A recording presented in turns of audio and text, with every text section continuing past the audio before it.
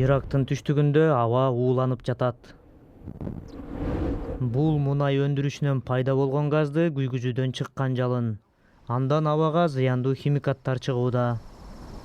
Жалындап күйгөн өрттүн адамдардын үйлөрүнө жакын жерде күйүп жатканы мыйзамсыз.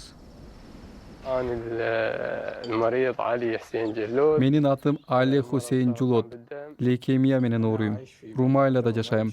Жаныбызда BP аттуу Британ мунай компаниясы иштейт. اللي هي شركة البيبي. Бул түтүндүү газдарды караңыз. Баары биздин үйлөрүбүздү каптоодо. شو الأخبار؟ شلونك؟ 13 жашар Фатима дагы Али сыяктуу эле лейкемия менен ооруйт. Ал башка компания иштеткен мунай кенинен болгону 3 чакырым алыс жерде жашайт. Мен баса албай калдым. Буттарымды иштете албайм. Булардан дагы бирөөсүн алышым керек. Анан мага кан куюшат. فحاليا Дарыгер ага химиотерапия жетишсиз экенин, تحتاج إلى анын сөөк чучугун алмаштыруу керектигин айтат. زين. Күйүп жаткан газдан улам абанын булганышы тууралуу маалымат коомго чыга элек. Бирок өкмөттүн ачыкка чыгып кеткен баяндамасында Басрада 2015-жылдан 2018-жылга чейин рак оорусунун 20%га өсүшүнө абанын булганышы себепкер деп айтылат.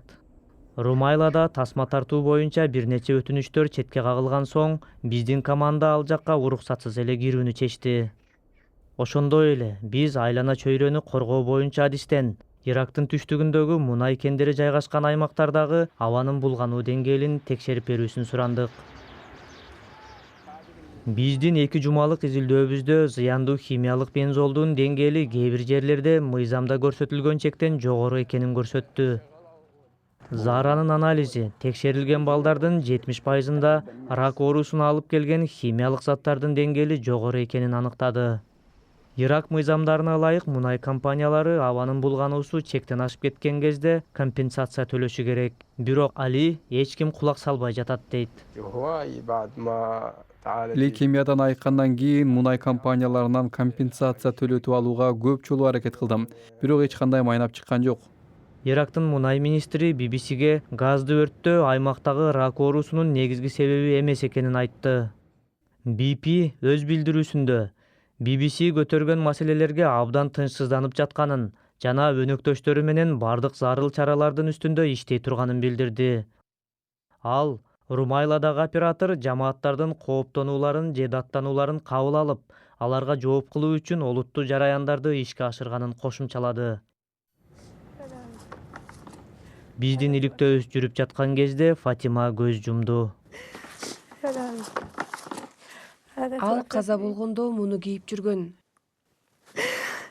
Биз андан эмнени каалап жатасың деп сураган сайын ал жөн гана айыгып кеткиси келгенин айтчу.